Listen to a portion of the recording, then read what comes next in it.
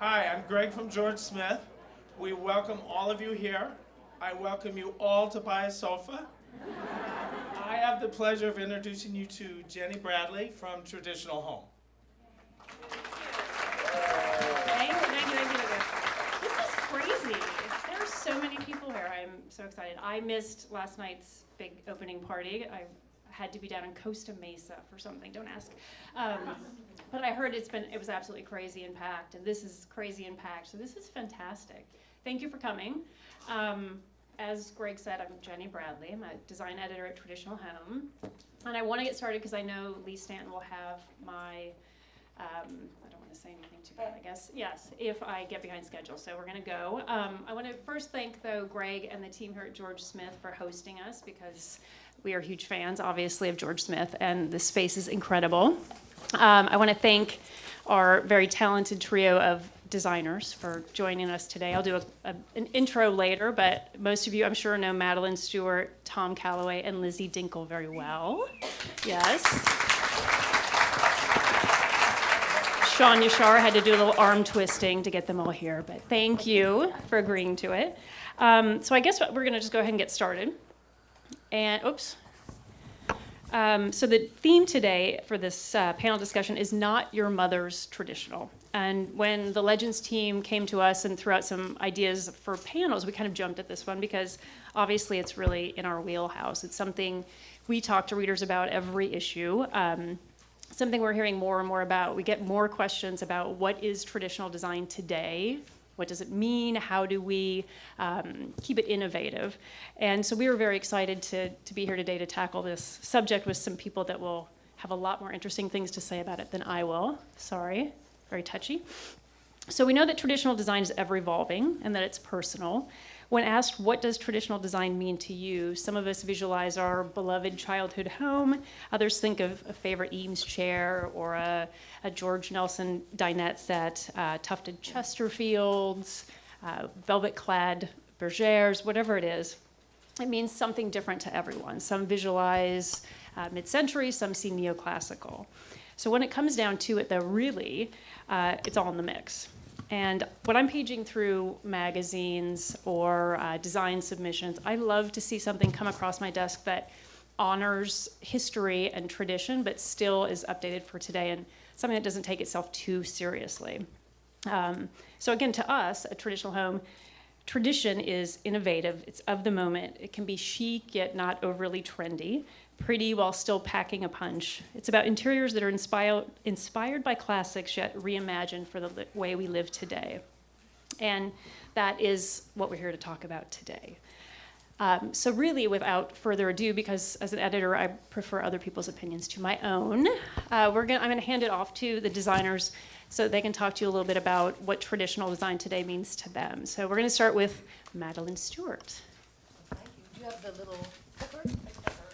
Careful, it's very sensitive. It's a sensitive clicker.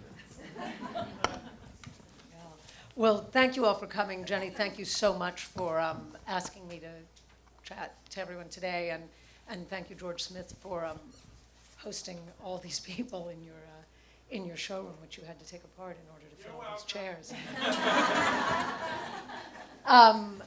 Jenny, you actually said so much that I was planning to say that now I'm left somewhat speechless, which for me is, yeah, doesn't happen very often. It's funny that you would use the term "not your mother's traditional" because my mother is here, and I grew up in my mother's house, and my mother's house was,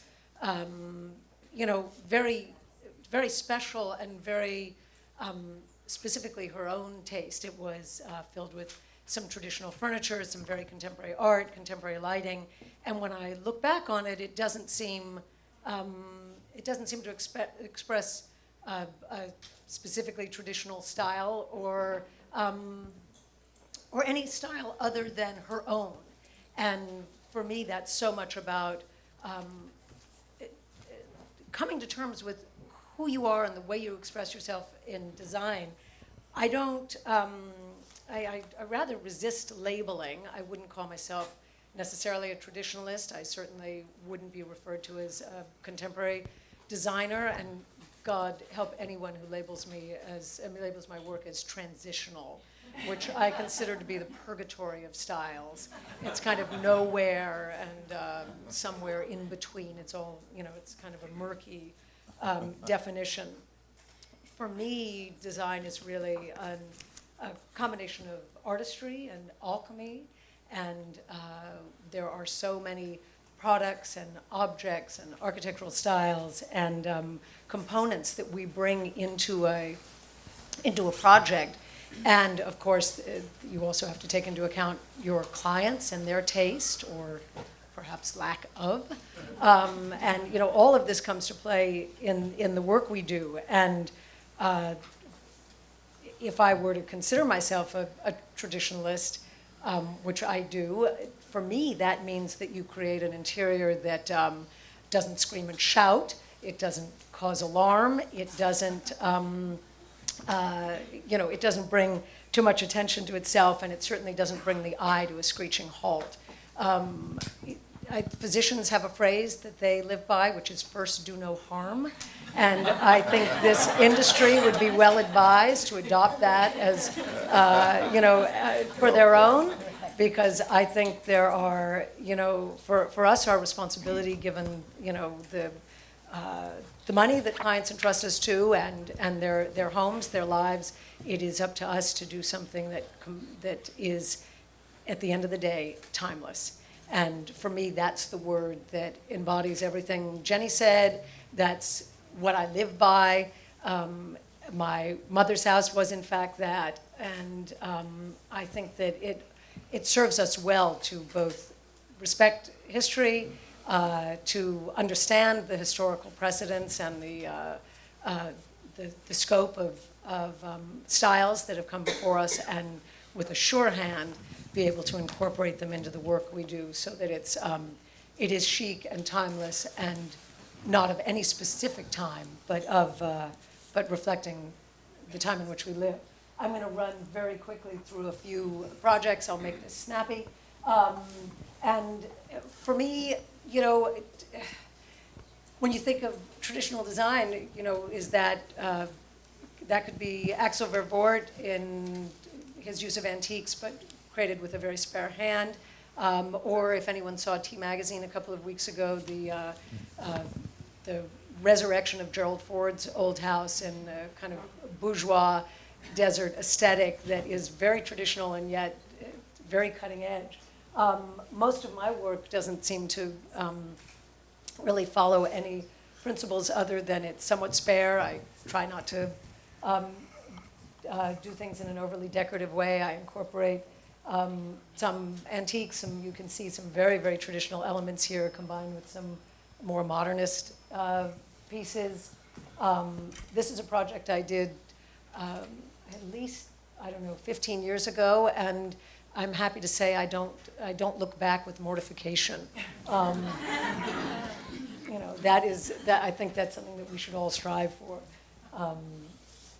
And whoops, whoa, hey, that is a sensitive clicker then.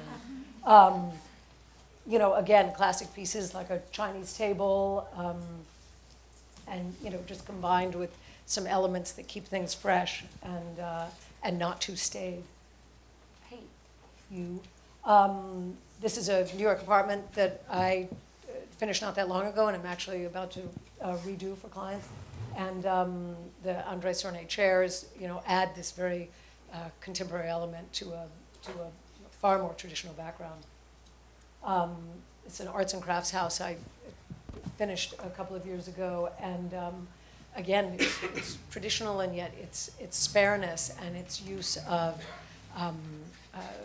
unpredictably arts and crafts pieces add a slightly more modernist touch to what could be a rather overbearing style.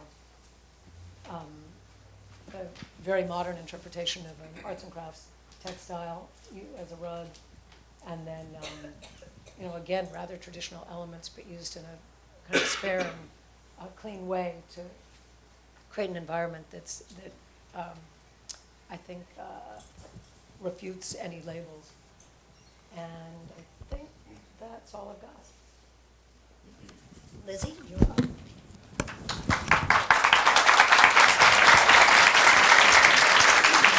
Thank you, Madeline. I'm sorry, you all, I'm not the gifted speaker that she is, but I did want to talk a little bit about traditional design. It's something that I feel like there's a huge movement back to sort of classical, artisan quality, traditional design. I think people care about investing in good quality pieces and craftsmanship and artisanship. And I see kind of a movement back towards that with most of my clients. And to me, traditional design is really about, it's like it's collected, it feels curated, it feels sort of evolved. It's never boring. It's really about classic pieces and classic styles and architectural integrity and respect for structure and bones and the style of a particular building or house or structure. So I think that there was a movement for a while with do-it-yourself kind of design, that everything was somewhat a little bit disposable, and I feel like now there's an emphasis on buying a few really good quality pieces, and a lot of people start with small collections and purchase investment pieces over a period of time, whether it be a beautiful dining table or beautiful light fixtures. So, and I always kind of encourage people to make good investments in pieces of furniture or things that are long-lasting or kind of timeless. I think that's the key word that describes traditional design. So I'm just going to go through a few of my slides that I think kind of resonate with the theme of not your grandmother's design or not your mother's design. Or my mother.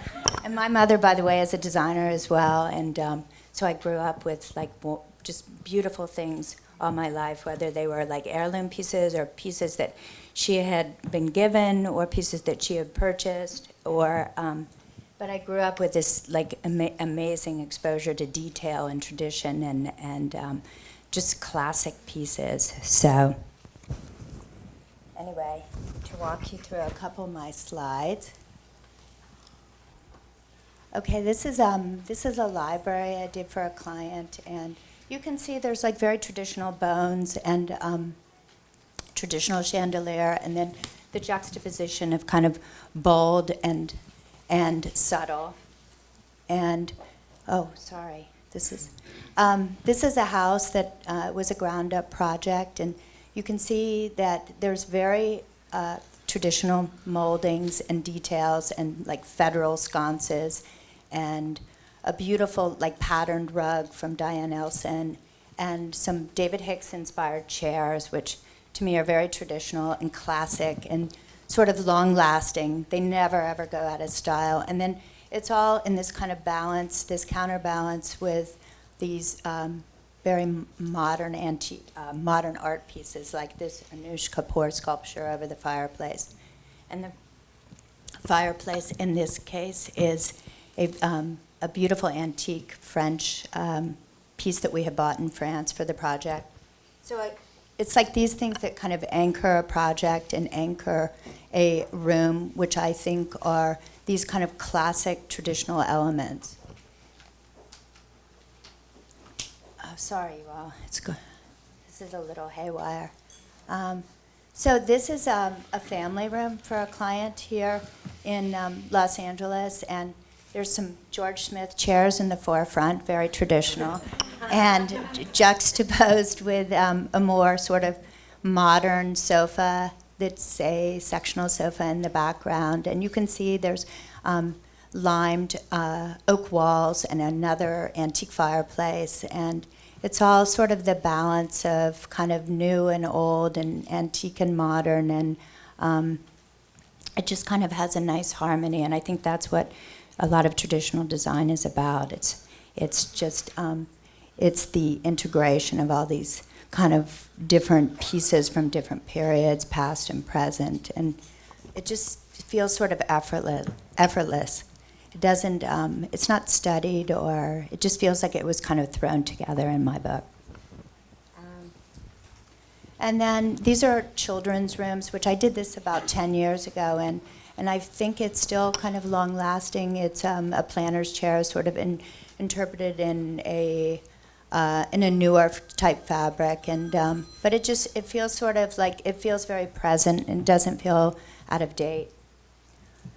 And this is kind of, to me, like, is the epitome of traditional design. It's a beautiful chintz fabric on a very classic chaise with a maison-jansen table in the forefront and a beautiful kind of Regency-inspired balustrade in the background. And it's just very calming, and I think that's what traditional design is about. It's not making a statement. It's just very sort of under the radar, quiet, but it just kind of all comes together in this really effortless way. This is a dining room that I did for a client using different, this was a ground-up project, and it's a beautiful, like, de Gournay wallpaper, but conceived in a kind of bright grass green with some baguette sconces. And my client had these Chippendale chairs from her parents, and we kind of reinterpreted those in a blue leather, just kind of updating them in a more modern fashion. And this is a little girl's room, again, very traditional, George Smith style chair again. And I see how you got here. and just sort of classic curtains and some very classic details in this.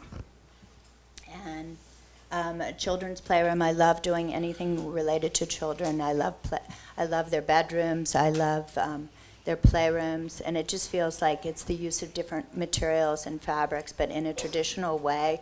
They're kind of more present, more evolved, more modern fabrics, but used in a sort of traditional application. This is a loggia that we did, a pool house, and you can see there's very classic elements, and with classic and furniture, wrought iron furniture, and Georgian lanterns, and just all these pieces that sort of come together in this way that looks very, it's traditional, but I don't think it doesn't feel boring, and it feels very relevant to me. And this was, again, a project from a while ago. Sorry.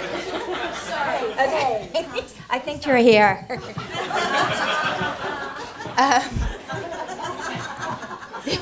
This is one of my, it's a picture that I just love because I feel like those chaises, this style of furniture, which is so traditional, it never ever goes out of style. It always feels timeless. It always feels like it works in most installations and it's just always beautiful with this cabana stripe fabric on it and these zinc planters. I love bathrooms. That's another thing that one of my favorite projects to do is bathrooms and how to conceive of them. And in this one, we used kind of very old materials, which were thassos, and then a pink salmon and pink salmon marble. And we designed this with this kind of very classic theme, as you can see on the floor, this medallion that we inset into the floor, and then a Benison fabric on the little dressing table chair, and classic light fixtures, antique light fixtures, and then a beautiful Cole and Son wallpaper in the background, which is in her loo area. And then this is these are his and her bathrooms in the same project, and you can see these are very traditional, kind of not atypical components that we used, and we designed. That washstand is something that's been around for 100 years, that particular style, and then we book matched these statuary marble to make this very classic traditional bathroom, and then we sort of juxtaposed it with this with this mirror that we had made to feature the vanity wall.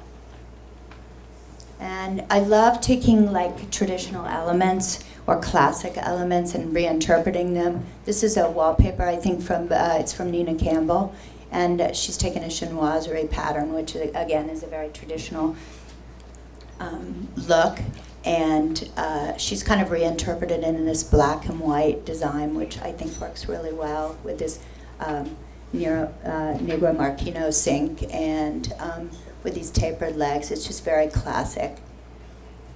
And again, it feels timeless and sort of, it doesn't feel like these are projects, some of these projects are 10 years old, but they feel like they'll hold for another 10 years, another 50 years, excuse me. Tom, Oh. you're up.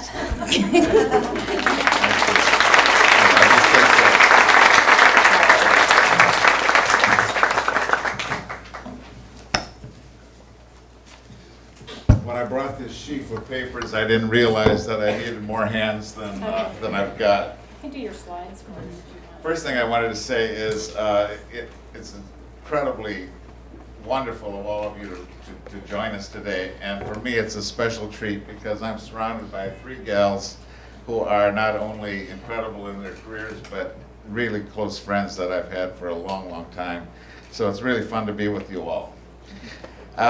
Several days ago, as I thought about today's panel, I put down a few notes and thoughts to accompany my slides. And when I got home late last night after 2 long evenings of parties and dinners and scotch and wine, I not only didn't recognize my notes for today, but I didn't even agree with them. For years, I've been reading the moans and groans of various design critics that say for 21st century humans, we designers should not be recreating the past, but only pushing the design envelope forward into some future dimension. And I understand and I appreciate that, and I even partially agree with it. But let's face it, the majority of us in the entire Western world don't often live in these contemporary spaces that are minimal and current and groundbreaking. We live in traditional dwellings, most of us, that reflect past design styles and tastes, and it's how we modify them and tweak them and renovate them and decorate these structures and spaces that we have that make them relevant, I think, to how each of us live our contemporary lives. I grew up in post-World War II America in a town in Wisconsin with drive-ins and used car lots and split-level homes and a main street of so-called modern facades on Victorian buildings, all adding up to kind of a hodgepodge of a calamity of traditional styles, all slapped together. I mean, a travesty, really, that no one in our town even gave one thought to. So when I entered college with the thought of being an artist, a painter, a printmaker, at 19 years old, I left that college to paint and study art, history, and painting in Paris and Amsterdam. And all of a sudden, I was surrounded by this remarkable purity of style in Paris and endless boulevards of the uniform architecture with that golden patina of aged limestone, or the small little villages out in the hillsides made of stone with their tile roofs, or in England, the clean, spare elegance of Georgian architecture, all intact and all still modern in its simplicity and its clear style elements. So when I returned to the States, I changed my college major to architecture, and I took the few elementary courses that my college offered. And then when I began my interior design career, I immediately sized up the style of every structure that I was working on and tried to strengthen whatever the obvious or kind of right traditional elements it had, hoping to make the entire home cohesive and seamless in each architectural style that that particular thing happened to be. And only after this renovation process did I then focus change my focus to decorating these spaces because I always preferred a good cake to just good icing on the cake. Although I'm not a licensed architect, when I get the chance to design something from scratch, that is, do the architecture right from the ground up, in addition to the decorating, that's when I must say I'm in my truly happy place. Having said that, the examples I'm going to show you today are a few of the projects where I was fortunate enough to be requested to do not only the interiors, but the architecture as well. But no matter how true to a traditional style one intends to be, you have to make damn sure you're serving the contemporary needs of your client for today's living. I, for one, don't believe in big for big's sake. I always believe a scale that relates to human scale is what we should be shooting for. But scale often needs to change from the times past with the obvious required pumping up of a kitchen for people who seldom cook, and bathrooms as spas, and bedrooms as vacation destinations, and closets as professional costume shops. And interiors need to be lighter and brighter than they used to be, usually with more windows and skylights than ever before, and to let in all that daylight, along with more doors to the outside than were ever on most homes, because we have now increased our focus on indoor and outdoor living. And we shouldn't overlook our need for fully tricked out gyms to keep our bodies as temples. So if some of this sounds a little cynical, I'm saying it with tongue in cheek because thank God we have these clients who hire us to do this stuff.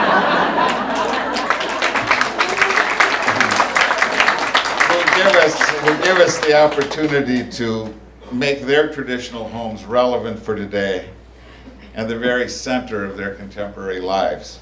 So, having said that, here's a few examples of my lifelong love affair with traditional vernacular architecture. Let's see.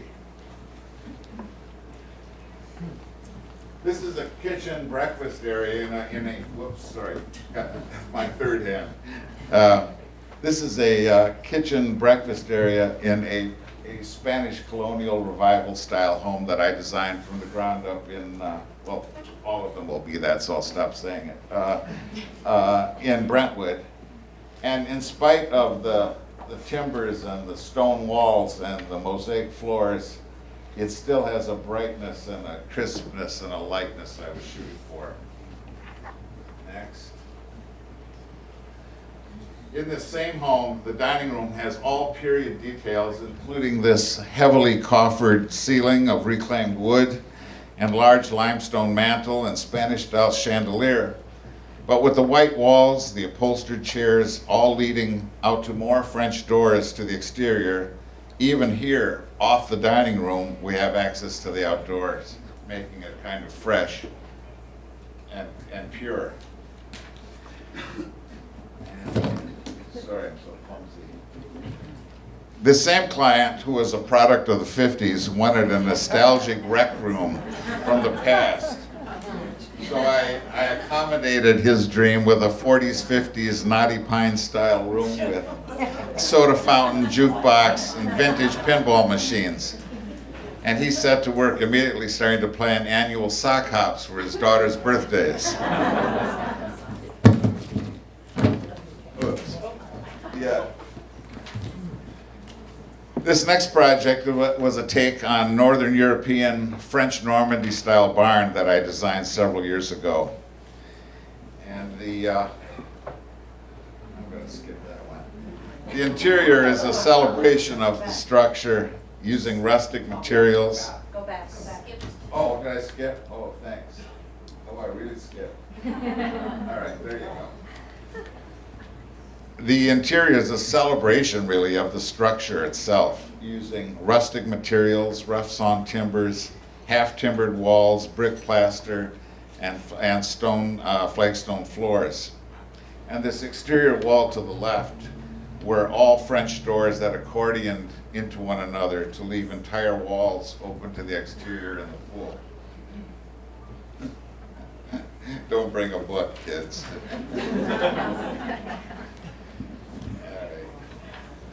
Now I'll go back. This interior corner of that barn shows the simple kind of wicker and rattan furniture that I used along with hooked rugs and other flea market finds that kind of made for a nice relaxed living and totally child-proof, which is a good thing in a pool house.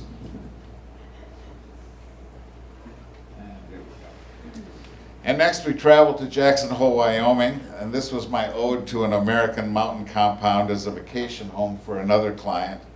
It combines a barn structure of stained board and batten with square logs, square sawn log main house, and 2 fieldstone outbuildings, one of which you can see on the right if you look closely, is connected to the log house by a bronze and glazed bridge, which was going over an existing creek, which I positioned between the 2 buildings. Inside the log structure is this great room with chinked walls and reclaimed white oak timbers from 3 Pennsylvania barns that we took down and shipped out to Wyoming to use as the trusses and the beams. You went forward. Did I? Yeah, that's okay. That's where we want to be this time.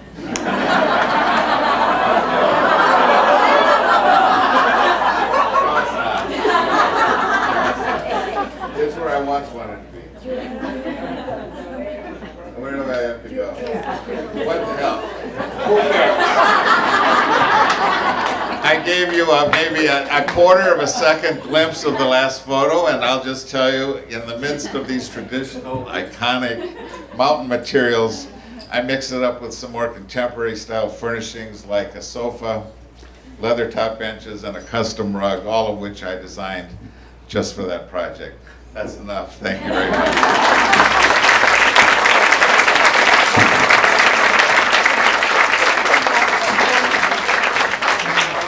I don't know how to follow that. I really don't. We can just go. All right, so now we've heard from the 3 of you what you think of as traditional design, but one of the kind of big questions on my mind is, how do you decipher what you think of as traditional design or take that to a client? I know that obviously clients have their own set of rules, things they're looking for. What are they asking for today, and how do you take what they want and turn it into something that is timeless and classic? And I can't remember the word you used. You used something that, anyway, it'll come to me, but there are interiors that really do stand the test of time.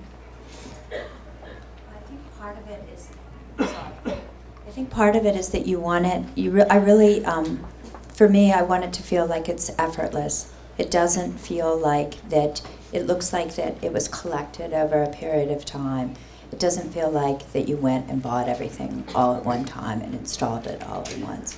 And I think the best projects, to my mind, are those that take place that are sort of evolved over a period of time with the client's directive. I mean, people have certain things that they like and that they bring to the table and that they have their wish list. And I always try to accommodate that in a way that feels like it's happened over a period of time, but it's happened sort of holistically, and it just doesn't feel staged or contrived. So to me, that's what really good traditional design is. Besides standing the test of time, it just feels kind of effortless. The word you used was harmonious. I loved that, because I think that, again, when we're looking at submissions, we see a lot of beautiful traditional interiors, but there are some that just kind of sing to us, and that I think that's kind of the key, is that they are harmonious and effortless, timeless, all of that. But anyway, I should let a couple of Madeline and Tom answer that question too. I think many years ago, the notion of traditional design was confined to interiors that were either strictly English or strictly French, and that was really how people decorated up to a certain point. And in the the 40s and 50s, it was American provincial, and there was a spinning wheel in the corner. And, but I think American colonial, and I think what happened and why the definition of traditional has changed so decidedly, is that people started to move away from a specifically French interior or a specifically English country style, and they started to incorporate bits and bobs and elements from disparate times, places, architectural styles, decorative arts, and part of it is, again, it's the shrewdness with which you combine all these things, so it doesn't look like a decorating mosh pit, but it looks as though something that has been curated and thoughtfully assembled. But I think that's what makes traditional design now so much different than what perhaps the definition would conjure up, because it's no longer so strictly interpreted. I am curious though, are there pieces that you like to use in every interior? Not obviously exactly the same, but things that you really go to as staples for your design to keep it traditional but relevant? Chinese furniture, which is so clean and pure and modern in its, in spite of its antiquity. Right. That's interesting. How about you two? Back to your question of how you begin with a client and how much do we listen and where do we take it from there. I think that's the key, and I'm sure all of us do. You start with questioning what they have in mind and what they think that they're hoping for. And so often that is so undefined. A lot of people don't have a clear sense other than some photos maybe from a magazine. So I always start with what is the architecture of the building we are working on. And let me have that tell me the story I think we want to begin with. And then I try to hope that the client is in agreement with that very kind of simple beginning, and then build it from there. Everything both of them said are the identical things that I shoot for as well. I never want something to look like it was just hot off the press, decorated in the last few minutes, and I always want it to look like it's always been there, timeless, and yet still fresh and relevant. So, but the architecture of the structure that exists or that we're going to have exist is where I always start. Interesting. Lizzie, anything to add? Well, I think so much of it is, to me, such an important component when you asked about like traditional elements, is about the lighting to a large extent. And I always find if it's a traditional project, the best lighting, old, antique, vintage, it could be classic, it could even be something modern, like this fixture here. I feel like that kind of anchors a project and sort of sets the tone, and it's a lot of, to me, it's about, the lighting is such a big part of the project, and I put a lot of emphasis on that, finding the right pieces for it. So traditional obviously has different connotations from country to country and even state to state. What would you say defines LA's kind of traditional style versus, say, New York, East Coast versus West Coast, or even Atlanta and Dallas? What sets it apart? Well, we don't have large portraits of all of our children here. That seems to be in a certain part of the country. I think the very style that's kind of prevalent throughout the whole country right now, maybe even the world, is what you were describing earlier as this eclectic mix of good things put together with a strong point of view. That when all pulled together of these really disparate things and styles and periods, nowadays that is the fresh thing that I think is the style we're living with now. It's what people shoot for from the beginning, is to have that mixture. Some people take it to an extreme where it's how radically different can I be with a piece to go with other things, and that's never really set well with me. But nevertheless, I totally get why people are pushing the envelope in that way. But to me, that's the LA style, the Southern California style, other than the fact that we are so indoor-outdoor here, because we get to be. And so we really put a focus and emphasis on that. Because it's, I mean, literally our weather is you know, a gift. It's fabulous. I think there's a studied casualness to LA, specifically in California interiors, that that can exist here because of our lifestyle, but it doesn't necessarily travel well to Manhattan. And there's a degree of sophistication and formality in Manhattan interiors that I'm smitten by, but couldn't possibly translate and transport into an LA home, because it's not our style of living, and that kind of apartment living and formality just doesn't sit right here. And I think, you know, we see people try to impose some of those elements from here to New York, and it seems a bit awkward and ill-suited, and vice versa. And so much part of that LA style is sort of a casual lifestyle that we tend to lead.